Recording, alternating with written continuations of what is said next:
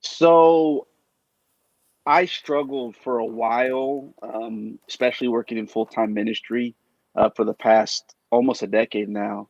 I struggled a lot with trying to find ways to connect with my community in ways that are not like awkward and weird. And I ran into a book not too long ago that I actually shared now with two congregations on workplace evangelism. And I was really inspired by that book and really trying to get, the congregations to really understand the advantage that they have, especially working, a 9 to 5 or maybe even a business.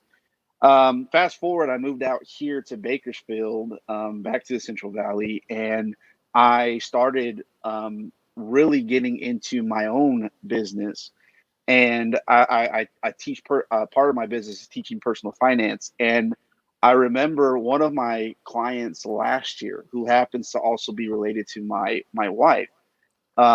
I wasn't necessarily like going out of my way to try to, present the gospel to him, but ever so often in our discussions on personal finance, I would drop little nuggets here and there of gospel truths to show him that, the gospel is relevant to his life and it can help him even in this area, right?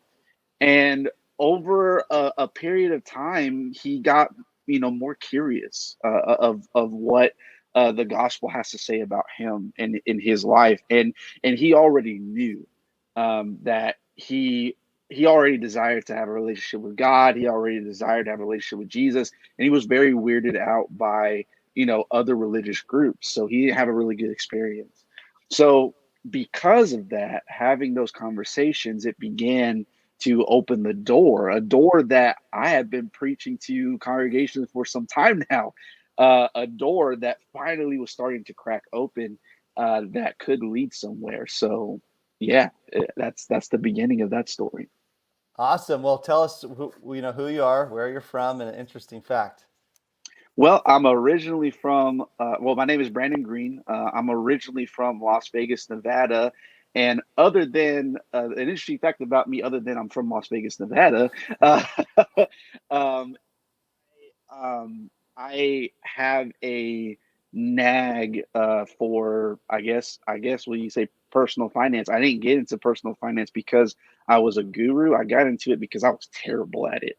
And I'll be honest with you, like even I have to watch myself even now to figure those things out. But once I figured out that hey, God does care about my finances and God does care about what I do, that really inspired me to get things in order and also to as I'm learning teach other people. So Right. Awesome. So, as you know about this show, everybody's listening and ready for some strategies. They heard a beginning of a story, which we're going to get to later on, the conclusion of that one. But let us know a couple strategies that you found to be effective in your faith and sharing the good news. well, I'll go back to the book that I read and what it emphasizes. So it spends a lot of time talking about the cultivation stage, which I think often the temptation for us is to skip straight to the planting phase, right? We just want to plant the seed at a moment's notice, and we have to realize that evangelism takes time. It's not this quick microwave thing. So probably the first strategy that I would give people is utilize building that relationship, build that relationship. And I will say in regards to workplace evangelism, I think oftentimes we say, well, it's not an appropriate, it's a not an appropriate place to do evangelism. Well, I don't know if it's necessarily that it's an inappropriate place, but maybe we've been doing things that are inappropriate. I mean, if you're going to cubicle, talking to every single person, asking them the famous question, if you were to die today, where would you go? Then yeah, you're gonna get written up. They're gonna report you, to somebody but if we're really seriously trying to build a relationship, finding commonality, um, you know, trying to be a spiritual resource to them, it will open doors like it did for me in my business, and we can actually eventually plant the seed. But it takes time. It takes time to build those relationships. So we can't look at it as a microwave Christianity. We need to look at it as an oven. It takes time to bake, right? So just build relationships with people. Don't be afraid to. Don't be Right. afraid to. Well, and what's the name of the book that you read? Do you remember the name of the? Going public with your faith. Okay, It's good. actually a book. You can probably find it. It's from uh, Focus on the Family. Okay, Yeah, so you can probably find it on their website. But it's a very awesome. good book. And it's so important because I think a lot of people are working in the workplace and they need to have tools and resources and encouragement to share their Yeah, faith and they need examples. And this is great. And Jesus didn't ever say they will know you're my disciples by your words. He said right. by your That's love for right. one another. So that's Yep. awesome point. All right. So what's the next strategy you got? So we got cultivation, and it's great Jesus used the seeds. He didn't use like the microwave popcorn, like you said. There's no Right. Yeah. microwave popcorn.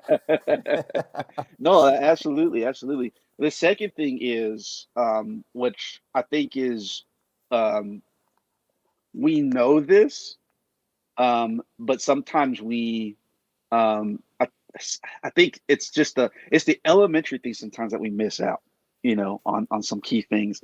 And this, I don't know if this is necessarily really a strategy, but rather just a reminder of utilizing this.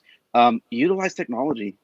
I think that um, you know there are enough people out there that have books on technology is the devil, and just Christians need to be cautious about technology, and I get that, I understand that. Look, but there are so many tools out there, videos and information out there that should be utilized to the glory of God, but they're just sitting there. I mean, I look on some videos and they hardly have any views. Well, it's probably because they're not being shared often, So, like, there are so much material out there, and I say this because there are a lot of people who feel like they're inadequate to, really sit down on a, educational level and sit down with somebody and teach them the gospel. Maybe they're not that great at communicating with people. And I get that. I understand that.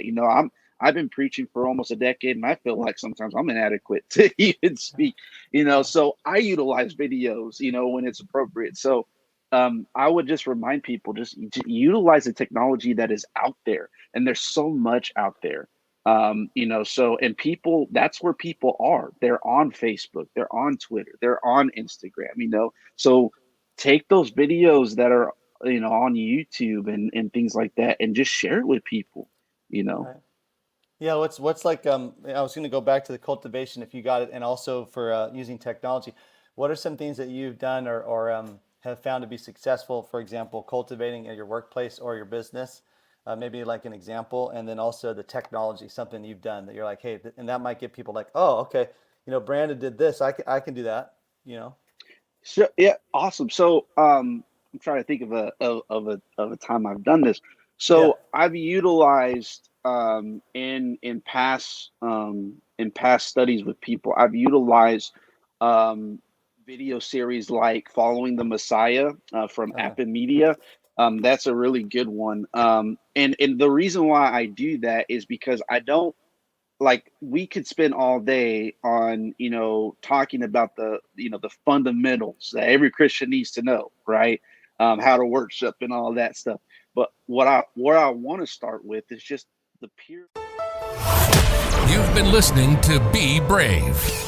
The world right now is a crazy place, and sharing the love of God is the most important thing we can do right now. We hope you've enjoyed the show. Make sure to like, rate, and review.